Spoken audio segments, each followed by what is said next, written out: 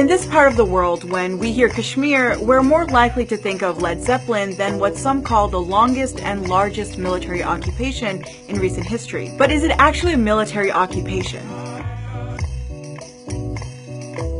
Following years of protests, political organization, and heightened civil unrest, the British decided that 1947 was the year to leave India after almost 200 years of colonial rule. Part of the plan for the subcontinent's independence was to partition the country, India for the majority Hindus and East and West Pakistan for minority Muslims who had been seeking political representation for decades. This meant we not only saw the biggest mass migration of the 20th century, but also the bloodiest, with over 1 million believed to have lost their lives. So where does Kashmir fit into all of this? Well, in 1947, Kashmir was an independent state and the leaders had a choice in where it could go. And it had a majority Muslim population, but was led by Hindu Maharaja Hari Singh. But instead of following suit with other Muslim majority states, Singh would go on to join India. That triggered a 7-decade-long conflict between India, Pakistan, and once in a while China. And while the United Nations has stipulated that a vote should be held in Kashmir to determine the state's future, guess what? Neither India nor Pakistan has ever allowed it.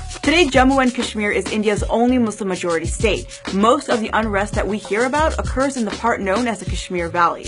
Part of the original state is with Pakistan. It's called Azad Kashmir. China and India both claim Aksai Chin in the most northeastern part of Kashmir. Now, Kashmir holds strategic, symbolic, and resource importance for all three countries. For Pakistan, Kashmir is water.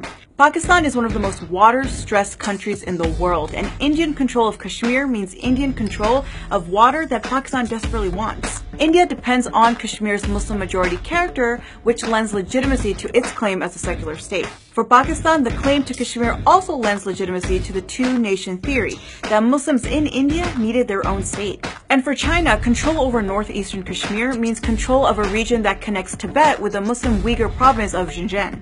India also sees Kashmir as a buffer zone between itself and Pakistan and China. As a result, India and Pakistan have fought a total of 3 wars over Kashmir, the most recent being the 1999 Kargil War. While India claims that Jammu and Kashmir is an integral part of India, its grip on Kashmir has been bolstered by its strong, often violent military presence in the state, and the movement for Kashmiri independence from India has only grown. So is India's presence in Jammu and Kashmir a military occupation like Israel's occupation of the Palestinian territories? Not under international law, but many Kashmiris would say it definitely feels like it, with hundreds of thousands of Indian security forces in the region. Checkpoints, curfews, violent crackdowns on protesters, and disappearances are just some of the hallmarks of India's military presence in Jammu and Kashmir.